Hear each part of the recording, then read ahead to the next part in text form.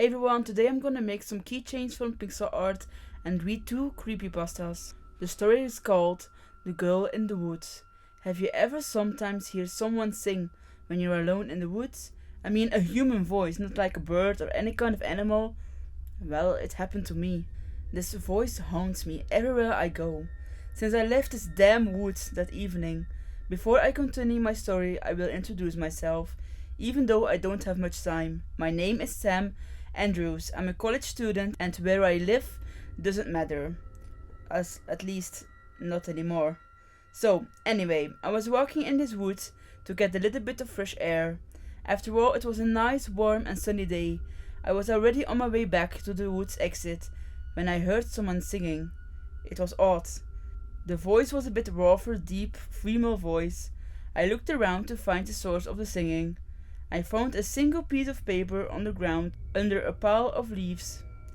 It was a note sheet. What was it doing there?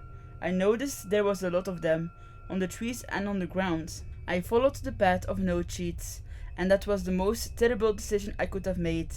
After a while, I found something terrifying on the ground. Right there lay a woman, maybe in her 20s. She didn't move one single bit. Her eyes were gone. They had been scratched out. I thought maybe it was a wild animal who did this to her, but that didn't make much sense, since I never heard of a dangerous animal that could have done this near the town I lived in. That's when I noticed it. The marks near her cheeks were not claw marks. No, someone had carved a smile on her face, and I panicked. What if the murderer is still nearby? I inspected her body. She had a hole where her heart should be, and it seemed to be ripped out of her chest.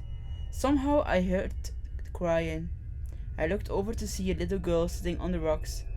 Was she there before? I don't know, and I still don't know. She seemed to be the one crying. Maybe she knows the woman and is crying over her dead friend or sister. I tried to get closer to see her face, and that's when I heard it. The crying slowly turned to laughter.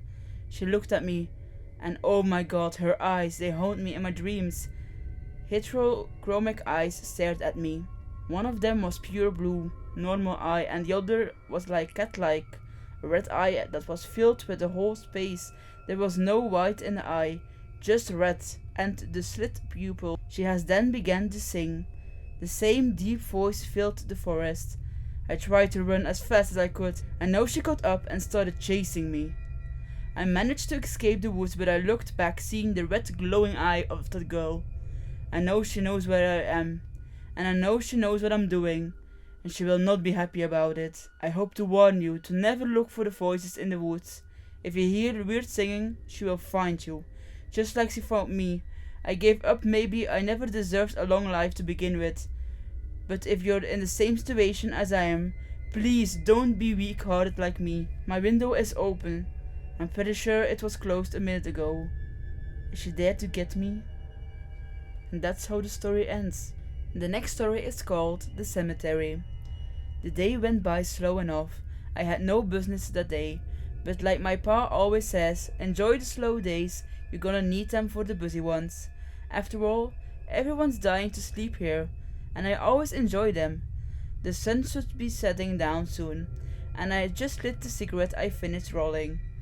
I think I might just sleep here tonight, on my rocker watching the moon replace the sun.